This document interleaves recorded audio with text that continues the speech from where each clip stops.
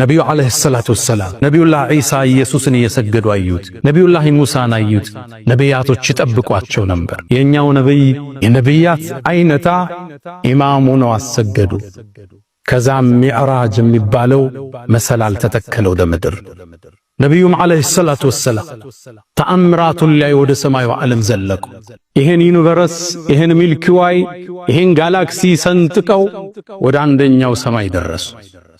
የመጀመሪያው ሰማይ በራለው ተንኳኳ። ማን? ጅብሪል አለ። ጅብሪል ካንተ ጋር ማን አለ?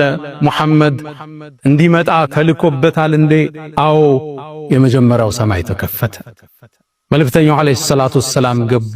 የአንዱ ሰማይ ውፍረት 500 ዓመት ያሰዳል። ውፍረት ገቡ። ያን ግዙፍ ዓለም ተመለከቱ። መላእክትን ተመለከቱ። እነ በይቱል ዒዛን ተመለከቱ። ድንገት ዞር ሲሉ ግን አንድን ሰው ተመለከቱ። አባታቸው አደም ነበር። ጅብሪልን ጠየቁት፣ ማን ነው ይሄ? እሱም አባትህ አደም ነው፣ ሰላም በለው። ሰላም አሉት።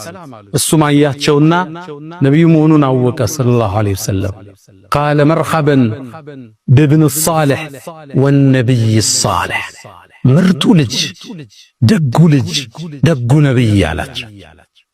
ከዛም አደም ወደ ቀኝ ሲዞር ይስቃል፣ ወደ ግራ ሲዞር ያለቅሳል።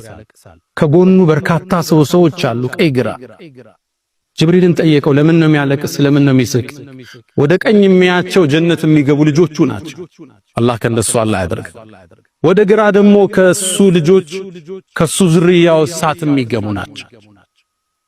ነቢዩም ሁለተኛው ሰማይ ላይ ተሻገሩ። በተመሳሳይ አስፈቅደው ገቡ። ሁለተኛው ሰማይ ላይ ነቢዩላህ ዒሳንና የሕያን ተመለከቱ። እነሱንም ሰላም አሏቸው። ሰላምታ መለሱ። ወደ ሦስተኛው ሰማይ ወጡ።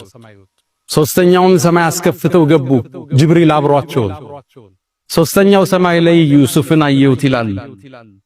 የነቢዩላህ ኢብራሂም የልጁ ልጅ የሆነው ከሪም ኢብኑል ከሪም ኢብኑል ከሪም ኢብኑል ከሪም። ዩሱፍንም ተመለከትኩት፣ የቁንጅና ግማሽ ተሰጥቶታል ይላል። እሱንም ሰላምታ አቀርበው ወደ አራተኛው ሰማይ ወጡ።